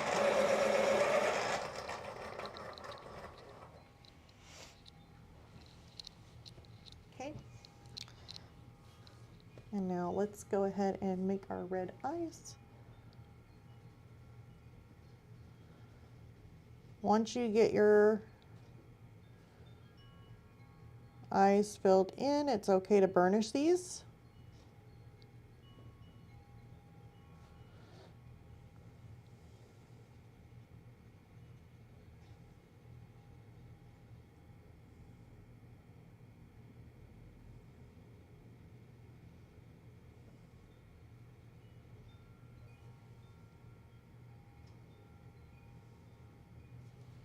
There we go. Those are piercing red eyes too. All right, so let's go ahead, take our brush, and let's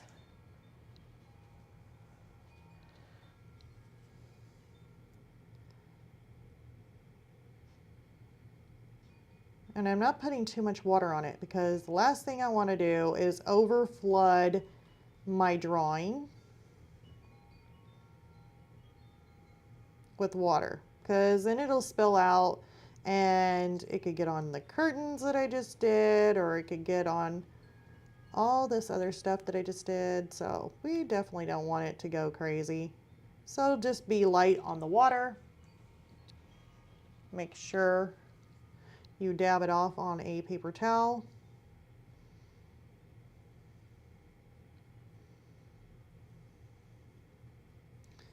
Because you always remember that if you're working this way, you can always go back and add more of the black in with your color pencil, or you could go back in and add another layer if you want to. But with me, I'm going to come back in with my color pencil.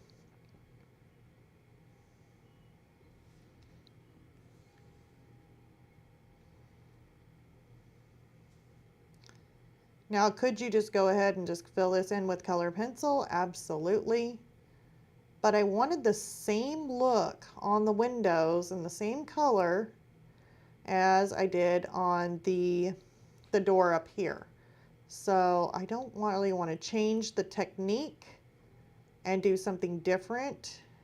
I wanted to keep it consistent.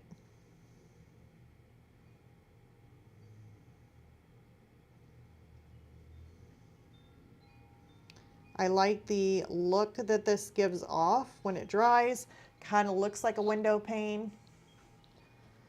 It's not too dark,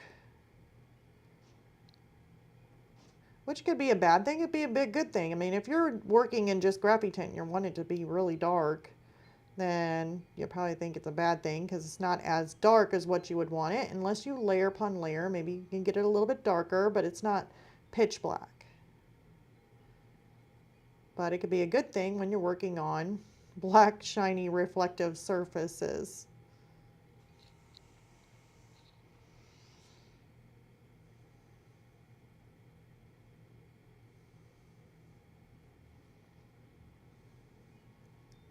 Trying to be easy here, not to cover up my highlight that I have going on around the window. But so far I've worked through all these little window panes and they all been doing really nicely, so haven't had no issues with having that problem.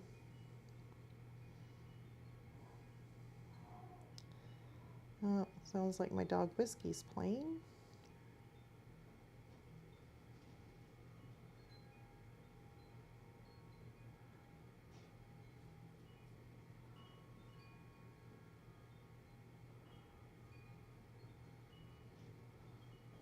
All right. So that looks really good. I absolutely love that. We've got our curtains in, we got our red eyes. Yes, we can go back and add some of the black like we did up there to that, so that way that stands out a little bit more. And I mean, I'm not even done with this. You know how much you could actually do with this Graphitint. You can come back in, you can add a little bit more detail if you wanted to some of this brickwork, maybe sharpen up some of these edges. Those are really, really nice. If you like that type of look and you're not wanting to mess with it, you could just leave it a little bit rough. That's fine. It's totally up to you on how you feel when working on it, on a piece like this. But you could actually just keep going and going and going. It's so relaxing and so fun to do. So I don't know, I give it an A++. So we got a little bit of time left over. You kind of know what I'm going to do with the windows and then the little things up there, little lights, but I definitely want to go ahead and put in our Happy Halloween.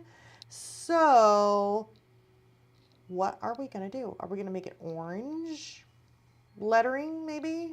Or maybe we should make the red just kind of pop and just say Happy Halloween, but that kind of matches the red over here. Kind of put that in there. Yeah, that would might be kind of like a matching red eyes to red Happy Halloween. We could do that.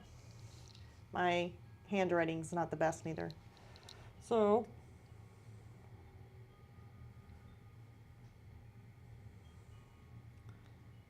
I'm going to go ahead and put in Halloween down here first.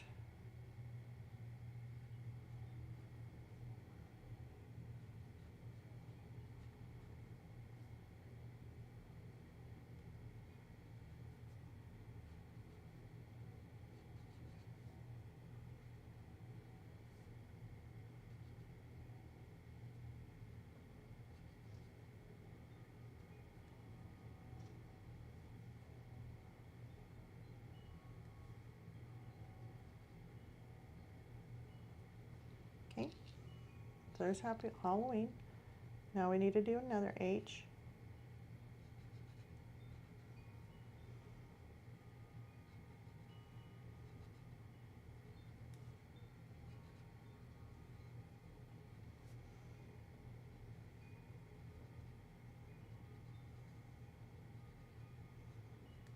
Okay, so now I got my Happy Halloween in there, and what we can do is just kind of make it a little bit more cleaned up. Make the lines a little bit more thicker.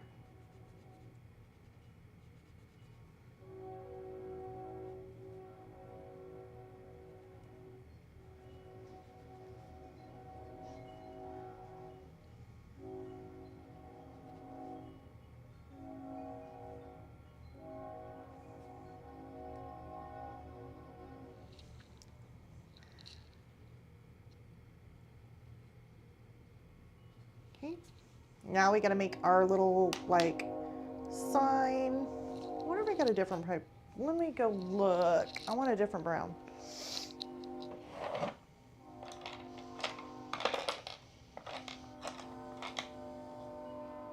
don't know if we want to go with rustic. Do I like a regular brown? What is this? Burnt sienna, burnt ochre, burnt, a lot of burnt. A little bit of like earth tones. What is this? Warm earth. I like that one.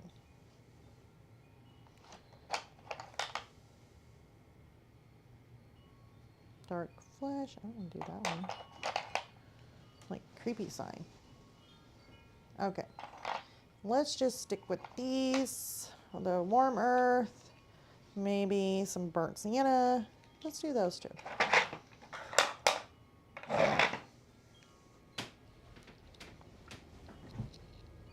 All right, so, and then I got my Castle Earth, which Castle Earth is really good for making shadows.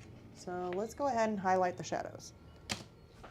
Got my little handy dandy ruler here.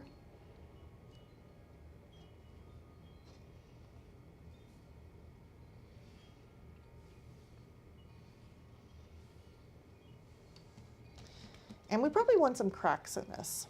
So let's go ahead and put like some little cracks.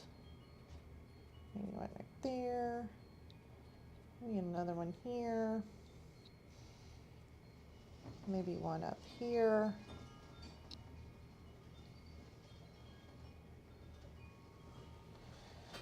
Maybe we want to go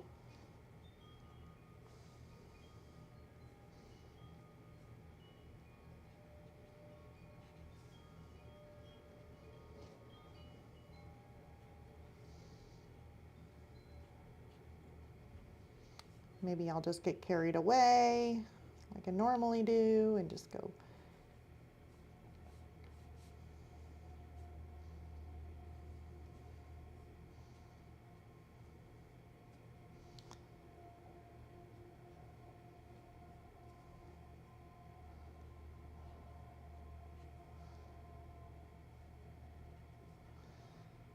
Okay.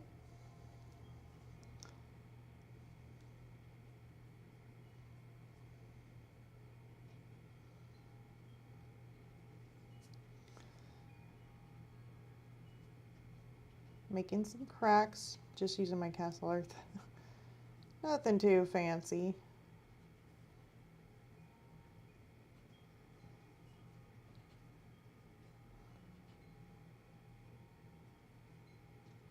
All right.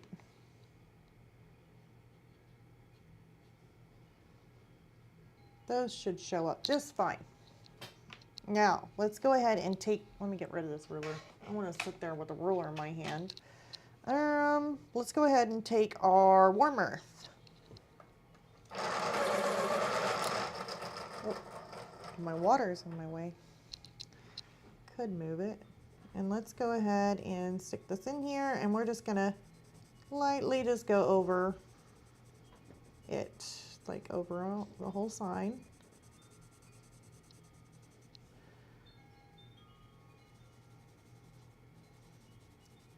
Okay, just go over your red, just go really lightly. Do not push down really hard or anything.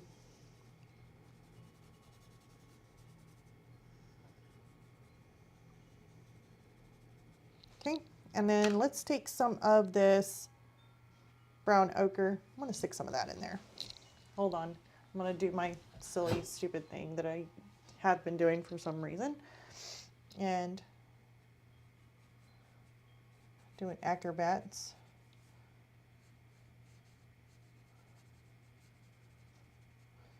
I'm just gonna kind of put in some of this in here and some of these areas, kind of making some artificial highlight here.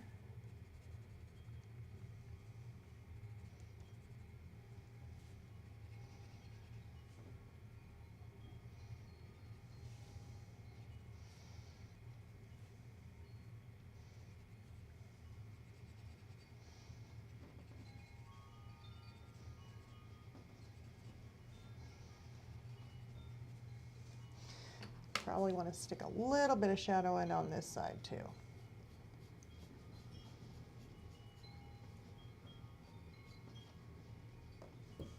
Oops.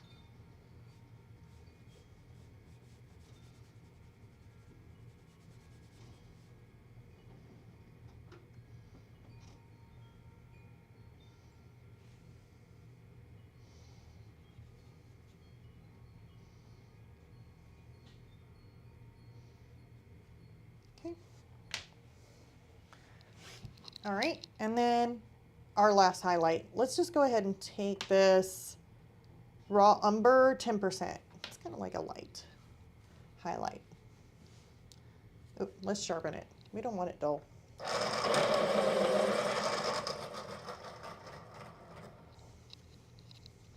Actually, we also need to make a little thing on there for it to hang on, but I'll probably do that. Let's make a little chain.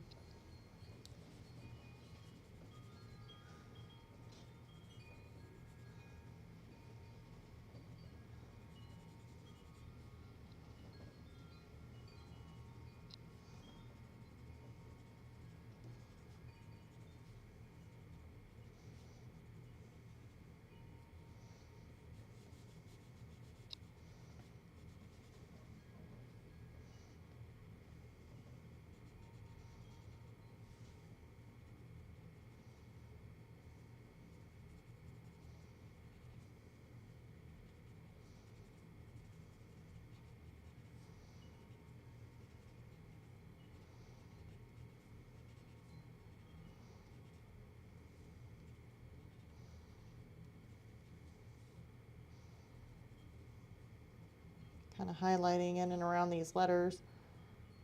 Definitely want them to pop just a little bit more.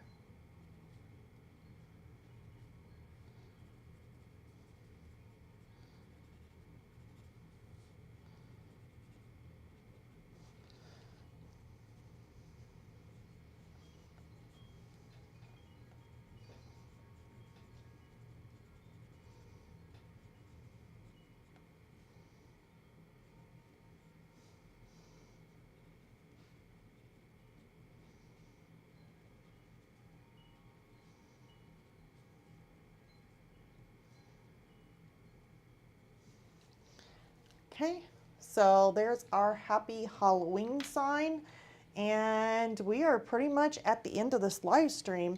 So, I mean, I hope you guys enjoyed this, especially for a cute little Halloween scene with our translucent ghost, our little puppy dog ghost, our jack-o'-lantern, our spooky little eyes creeping in the window, and our happy Halloween sign. So I know I didn't get to put in the chain or do the two little things, the little lights here, but those are just some really just kind of easy things to do. But I definitely wanted to hit up on us finishing the ghost and doing definitely the ghost. That was like basically the main thing I really wanted to focus on, is how to make those translucent ghosts just kind of look more realistic, especially whenever you can see the door through it, which is super, super awesome. And it was really quite simple to do and a lot of fun. So I just want to go ahead and sum it up. Remember to leave a like, share this video, leave a comment. Any of those things helps this channel grow. Like I said, I'm going to be taking time off for the holidays, so you may not see me do the lives, at least for now, until the holiday season is over with, where I can kick back in and just kind of do the lives, or I may end up throwing out some videos for you guys.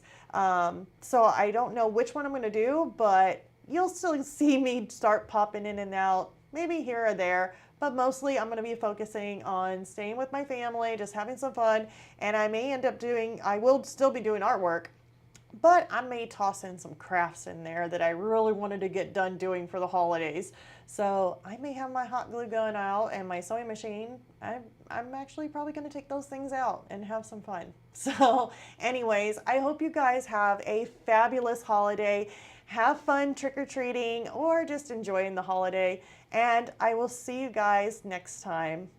Bye, everybody.